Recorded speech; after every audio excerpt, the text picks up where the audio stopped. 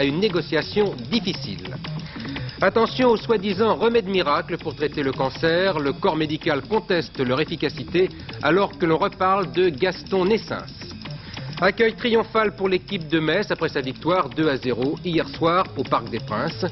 Et puis Cannes prend son allure de croisière après une ouverture placée sous le signe de la bousculade. Ce soir, projection de La Femme publique avec Valérie Caprisky.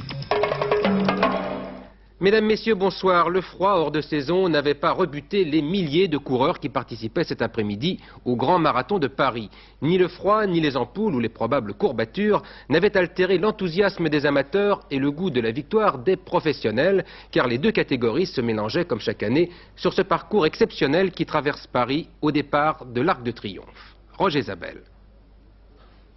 170 à prendre le départ un quart d'heure avant la masse avec l'espoir de pouvoir être sélectionnés pour le marathon olympique de Los Angeles. Pour ce faire, ils devront réaliser un temps de 2 heures et 12 minutes minimum pour parcourir ces 42 km 195 et au maximum 3 d'entre eux seront retenus par Jean Poxobut, le directeur technique national. Les favoris s'appellent Boxberger, Lévis, Chauvelier, Faure et Charbonnel. Ceux-là partent devant également et pour la plupart vont beaucoup plus vite sur 4 roues que la majorité des autres concurrents.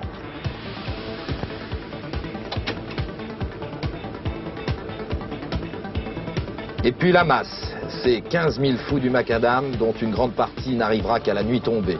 Ils mettront sans doute 2, voire 3 fois plus de temps que le vainqueur de l'épreuve, mais leur but est uniquement de terminer alors qu'il est quelques milliers de crampes doivent commencer à apparaître.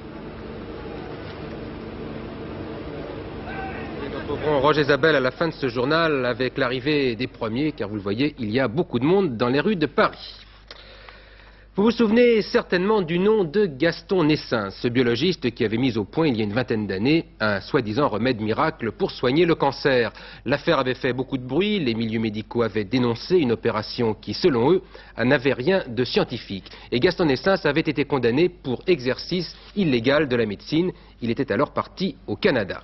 Et voilà que l'on reparle de lui aujourd'hui, car il a fait des adeptes en France. C'est ainsi qu'un de ses disciples propose actuellement l'un des médicaments mis au point récemment par Gaston Nessens. Un médicament à nouveau destiné à lutter contre le cancer. L'enquête de Bruno Le Dreux. Ceci est un film d'amateur réalisé au Canada. On y verrait des cellules du sang lutter avec succès contre d'autres cellules cancéreuses. Il s'agit d'un film de promotion pour le 714X, un produit qui guérirait le cancer. Il nous a été prêté par un acupuncteur, kinésithérapeute de formation qui exerce en France et prétend guérir certaines formes de cancer et de sclérose en plaques. Sa méthode est en fait celle de cet homme, Gaston Nessens. Un nom qui doit vous dire quelque chose. Rappelez-vous, c'était il y a 21 ans. Pseudo-biologiste installé en Corse, Gaston Nessens prétendait guérir le cancer à l'aide d'un médicament miracle, l'anablaste. En fait, un mélange d'eau et de sel. Poursuivi et condamné pour exercice illégal de la médecine, Gaston Nessens s'enfuit au Canada où il lance un nouveau produit miracle. Aujourd'hui, Gilbert Sanguinède commercialise la méthode Nessens en France. Je ne suis pas médecin, j'ai un esprit vagabond. Je suis prêt à parcourir le monde, ce que je fais, pour essayer, voir des médecines nouvelles. J'ai vu différentes médecines, différentes théories de traitement un peu partout. J'en ai ramené quelques-unes. Celle-ci, c'est la dernière. Alors, est-ce que c'est un traitement qui coûte cher? Vous savez, monsieur, un traitement coûte toujours trop cher. Les gens qui n'ont pas les moyens ne payent pas dans mon cabinet. Je n'ai pas un tarif spécifique. J'ai un tarif un petit peu à la carte. Vous avez des gens qui payent, vous avez des gens qui ne payent pas, et vous avez des gens qui payent plus cher que d'autres. C'est exact, mais vous avez aussi des gens qui ne payent pas. Le but, avant tout, est d'essayer de soulager. Vous habitez tout de même dans un bel immeuble et dans un beau quartier, vous gagnez beaucoup d'argent? Je gagne ma vie normalement, je travaille de 8h du matin à 8h le soir, 5 jours par semaine ou 6 jours par semaine.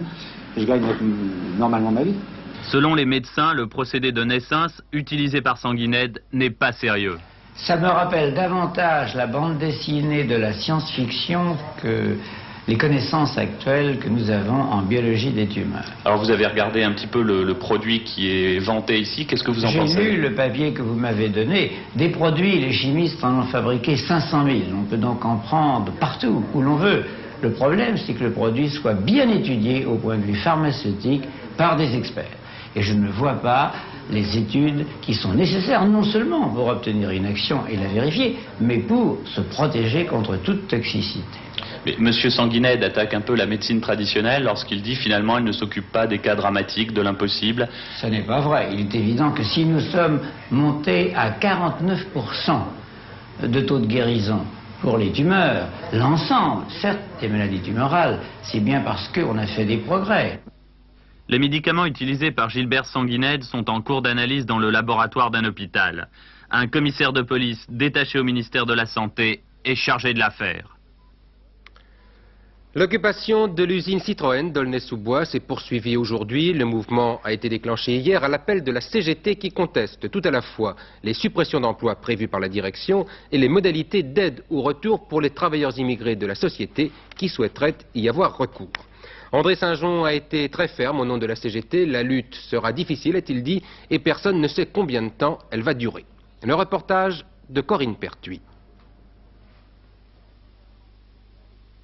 Quart de CRS et journalistes à l'extérieur, occupants cégétistes à l'intérieur de l'usine. Toutes les issues sont bloquées. Dans Citroën, occupé depuis 24 heures, la vie s'organise. Les gens, ils sont en train de jouer aux cartes, l'ambiance elle est bonne, pas de problème. Combien de personnes occupent l'usine? Écoutez, tout à l'heure, la générale de restauration, les gens qui donnent la bouffe, ils nous ont donné la facture tout à l'heure. Ils ont distribué ce matin plus de 2500 repas. Pour Citroën, ils ne sont que 400 à l'intérieur. La direction a demandé l'évacuation de l'usine. Le tribunal statuera mardi. Pour elle, pas question de négocier.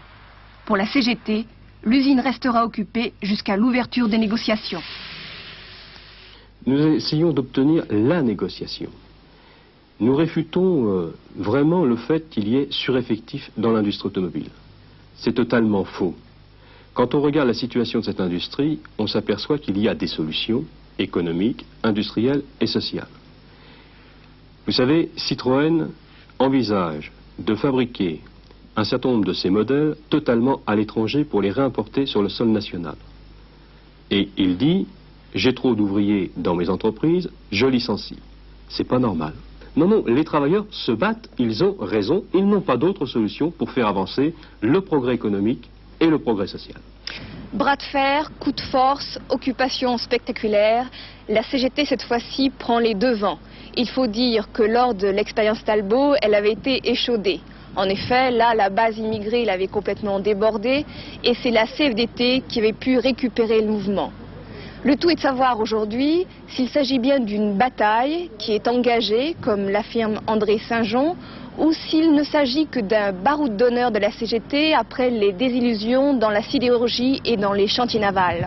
En fait, un feu de paille qui n'aura duré que l'espace d'un week-end.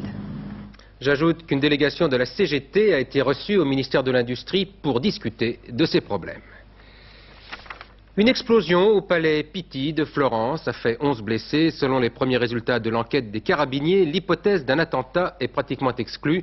Il pourrait s'agir d'une fuite de gaz. Le palais Pitti est l'un des musées les plus réputés de Florence. Le bilan aurait pu être beaucoup plus lourd en raison de la présence de plusieurs centaines de touristes qui visitaient ce musée. 3 policiers ont été tués, plusieurs autres personnes blessées par une voiture folle. L'accident s'est produit au sud de Nantes, un concours de circonstances tragiques puisque les policiers ont été fauchés alors qu'ils dégageaient une voiture déjà accidentée. Jean-Claude Darigo. Il est minuit 40, un accident a eu lieu au sud de Nantes, procédure d'urgence normale. Les policiers procèdent avec les pompiers au nettoyage de la chaussée et à la remise sur roue d'une R12 qui s'est mise sur le toit. Les voitures roulent sur une file, le lieu de l'accident est bien balisé, les autos de police ont un gyrophare et les véhicules de dépannage des projecteurs allumés. Maintenant tout va se passer très vite. Pour une raison encore inconnue, une CX arrive à toute vitesse, se met en travers, fauche 3 policiers, heurte les véhicules arrêtés, la 504 de la police, la dépanneuse et le véhicule de secours. J'ai entendu le bruit, j'ai ressenti un choc. Et puis je suis descendu vite fait pour porter secours. Et quand je suis descendu du camion, ben alors vraiment ça a été une catastrophe, hein, parce que ça criait de partout et voir les policiers qui étaient étendus sur la route. Vous-même, vous étiez au milieu de la route quand la voiture folle est arrivée? Oui, disons que j'ai eu, grâce à un bon réflexe, j'ai plongé par-dessus les barrières de protection, parce que le véhicule, en percutant la 504 de la police, a pivoté. Et à ce moment-là, grâce à ce réflexe, je m'en tire bien, quoi. Le bilan, on le connaît, 3 policiers tués, 3 autres blessés, un pompier également à l'hôpital, avec lui le conducteur de la voiture folle.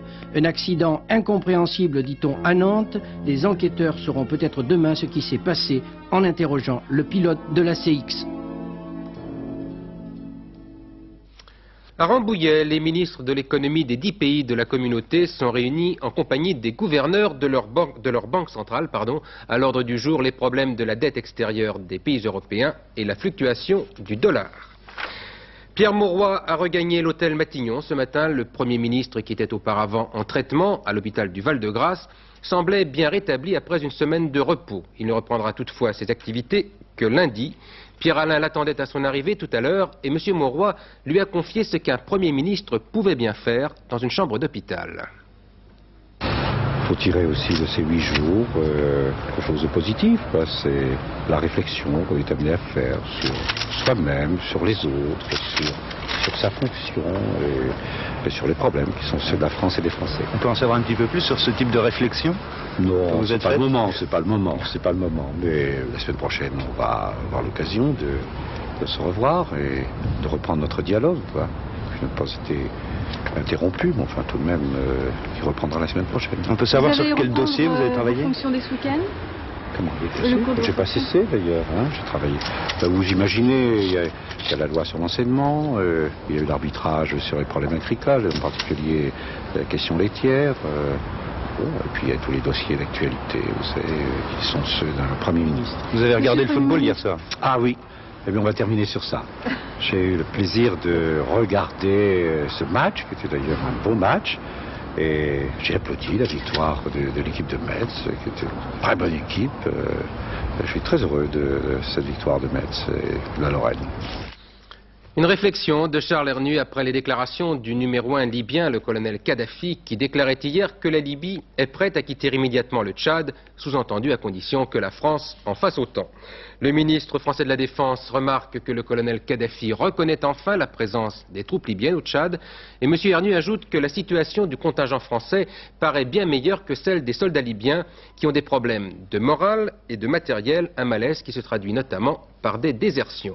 Jean-Marc Ilouz est à Tripoli, en Libye, et il nous explique maintenant les raisons qui amènent le colonel Kadhafi à tenter une ouverture en direction de la France. S'agit-il vraiment d'une nouvelle proposition ou seulement d'un nouveau défi lancé par le colonel Kadhafi au président Mitterrand? Il est encore trop tôt pour trancher.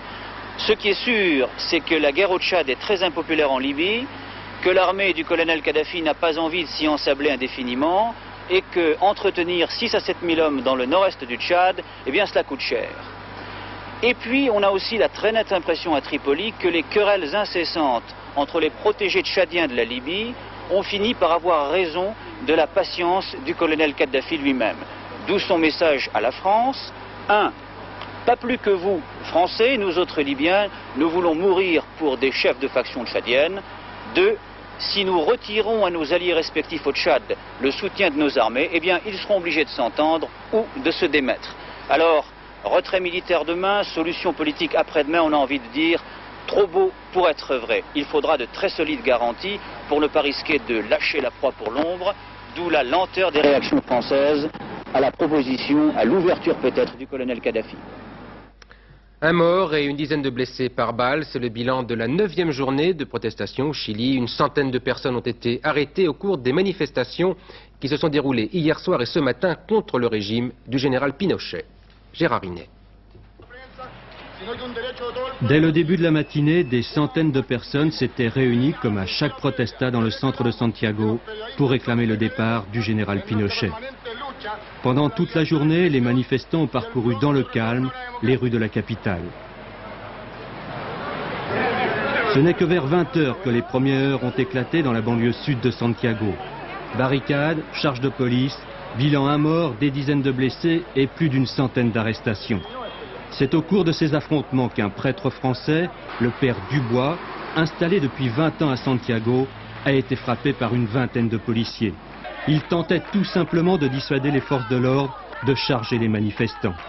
Pour le commandement national des travailleurs, qui est à l'origine de ces protestations, la prochaine étape devrait être la grève générale, mais la date n'a pas encore été fixée. Au Salvador, le candidat démocrate chrétien Napoléon Duarte a été proclamé président de la République. M. Duarte obtient un peu plus de 53% des voix.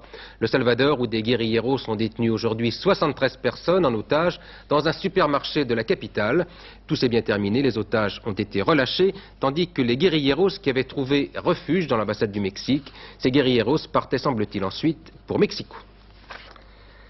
Jean-Paul II est revenu à Rome après son voyage de 11 jours en Océanie et en Asie. La dernière étape était consacrée à la Thaïlande, où le pape avait pu visiter un camp de réfugiés indo-chinois.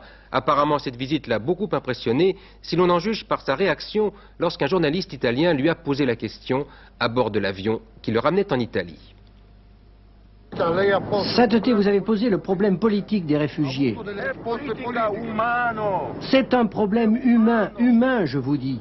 Bien sûr, il est aussi politique le problème, et les politiciens ont l'obligation de résoudre la question, mais c'est d'abord humain. Comment imaginer qu'un peuple puisse vivre complètement divisé? Léo Fourneau contre les casinos, c'est ainsi qu'un commentateur sportif présentait hier la finale de la Coupe de France de football qui opposait Metz à Monaco. Eh bien, Léo Fourneau l'ont emporté 2-0 au terme d'un match qui s'est joué dans les prolongations. Certains l'ont trouvé un peu terne ce match, mais certainement pas les supporters de Metz qui attendaient leur équipe quelques heures après sa victoire. Brigitte Duvauchel. Cet après-midi, chaleureux comité d'accueil pour les héros du football messin qui rapportent la Coupe de France dans leur bagage.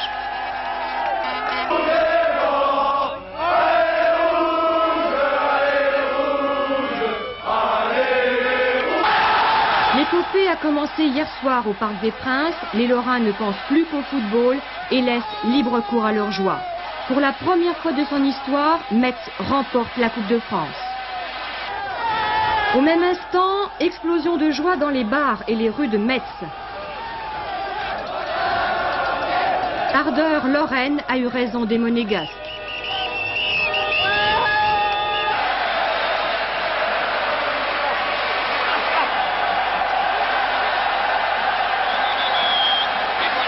Vous avez vu, c'est pas le cœur qu'on a mis, je veux dire, pour cette victoire. Il n'y a pas eu que le cœur, il a fallu qu'on soit pas trop mauvais. Mais c'est surtout l'envie, je crois, qui a dominé tout ce match-là. Les Monégasques avaient un peu moins envie que nous. Et à mon avis, bon, la différence est jouée là. Centre en retrait de Kurbos, tir contré. Inchberger récupère la balle et marque le premier but. 10 minutes plus tard, à la fin des prolongations, Kurbos tire au ras du poteau. Ettori ne peut rien, 2-0 pour Metz.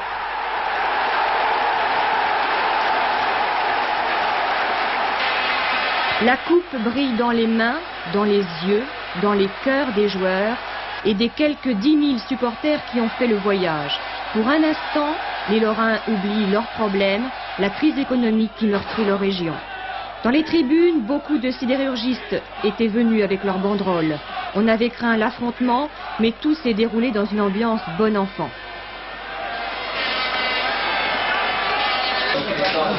Les joueurs de Metz peuvent savourer leur victoire, ils ont l'ivresse et Dieu que le flacon est beau.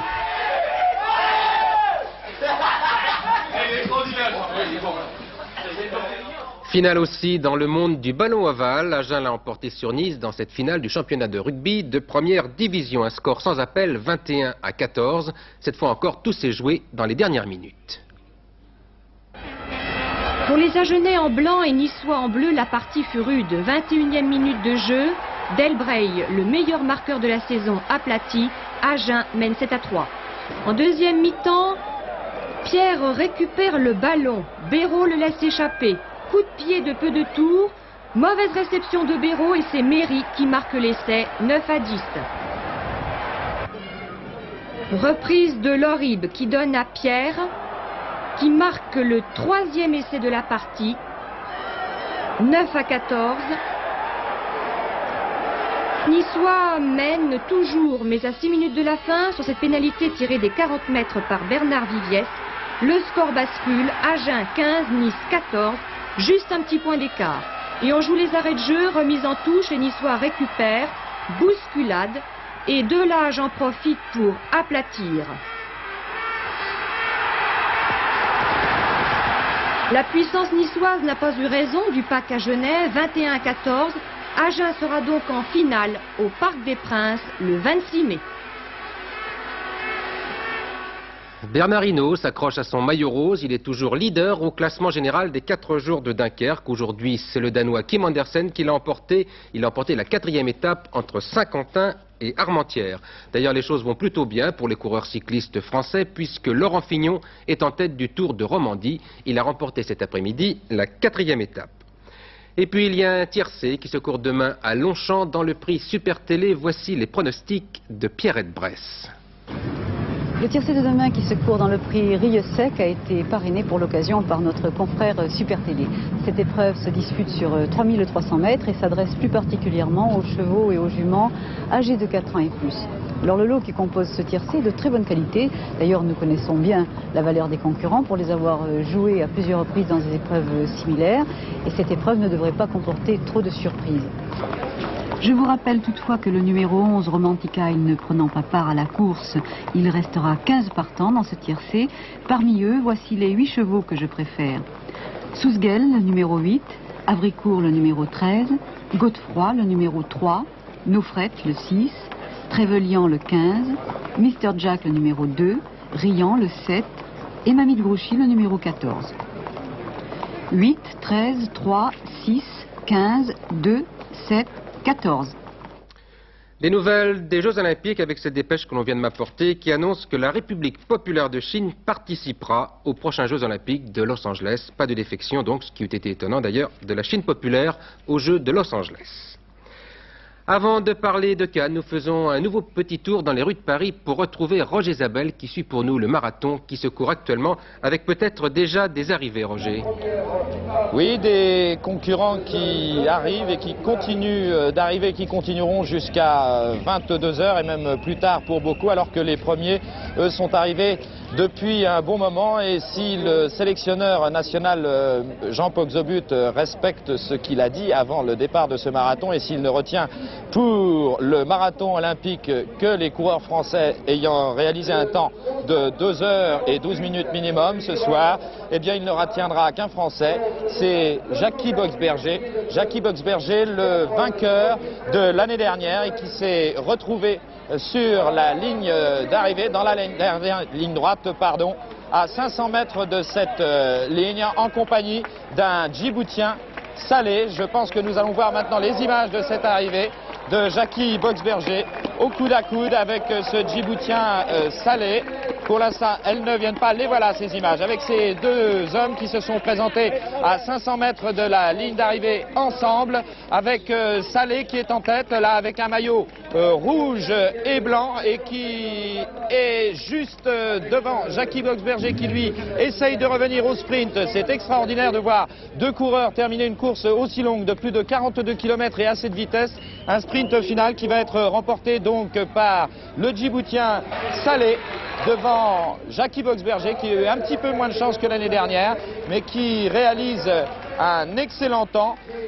Le chrono marque 2 h et 12 minutes, même un peu plus, mais en réalité, ils ont accompli le temps suivant. Pour Saleh, 2 h 11 minutes et 58 secondes. Et pour Jackie Boxberger, 2 h 11 minutes et 59 secondes. Donc au classement, premier Saleh, deuxième Boxberger, troisième Roblet, un autre Djiboutien, quatrième le français Johannes, cinquième un autre français Charbonnel. Et je le répète, seul Jackie Boxberger devrait représenter la France aux prochains Jeux Olympiques dans le marathon de Los Angeles.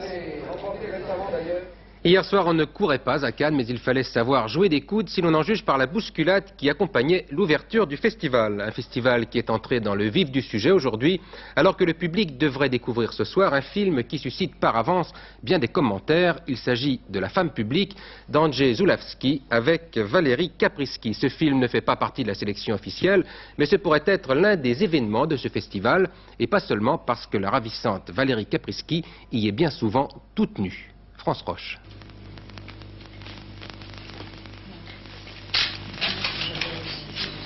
Il y a juste 5 ans qu'elle est à Paris, et en 5 ans, Valérie Caprisky est parvenue au sommet de l'affiche.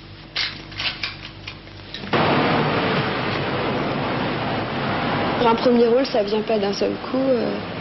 Il y en a eu plein de petits avant. C'est le 6e film. Évidemment, pour certains, il y en a qui doivent attendre 10 ans. J'ai eu de la chance, c'est vrai. Essayage de sa tenue pour le soir de la première de La femme publique, le film de Zulawski, où elle joue le rôle d'Ethel, une actrice débutante menée par un metteur en scène, Francis Huster, exigeant, fou et passionné. 4 semaines de tournage, Ethel, la débutante, devient une star. Et lorsqu'il faut simplement aujourd'hui parler de Valérie Caprisky, elle recule. J'arrive moins à me protéger. C'est ça le seul problème, si vous voulez, le seul handicap. Protéger de quoi? À me protéger des gens qui veulent me faire du mal. Et il y en a beaucoup. Même des gens comme vous qui me posent des questions comme ça et qui veulent savoir qui je suis et qui en fait donneront une image fausse de moi. Moi je ne cache rien, je ne mens pas, j'ai 20 ans, je débute si on veut. Et j'ai pas 40 ans d'expérience, des tas d'anecdotes, de films à raconter. Tout ce que je peux vous montrer, c'est moi, c'est ma tête, c'est mon corps, c'est mon moi. Et c'est ce que je fais dans La femme publique et c'est tout. Vous, au cinéma, sur un plateau, c'est tellement mieux que dans la vie? Pas sur tous les plateaux, mais je sais que sur le dernier, c'était drôlement mieux que dans la vie, oui. Et je me suis rendu compte, ça a été très tragique d'ailleurs, parce que je me suis rendu compte en fait que je pourrais faire que ça dans ma vie, et que j'ai réalisé que j'aimais vraiment ça pour la première fois, et que ce serait très très dur pour moi si j'apprenais que je peux plus faire de cinéma, ou si on m'enlevait ça. Voilà. Cannes, sa ville. Elle n'en verra rien ce soir. Photos, interviews, tout est programmé, ou presque. Entrez!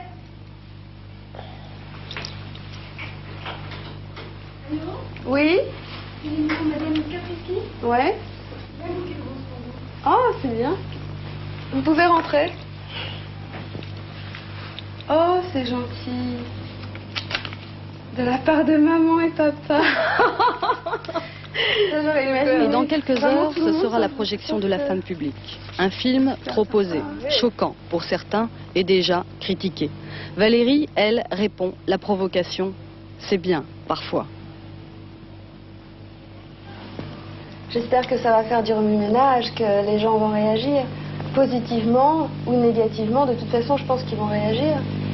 Parce qu'on ne peut pas ne pas réagir à un film de Zulawski, comme vous le savez, puisqu'il fait des films pour ça.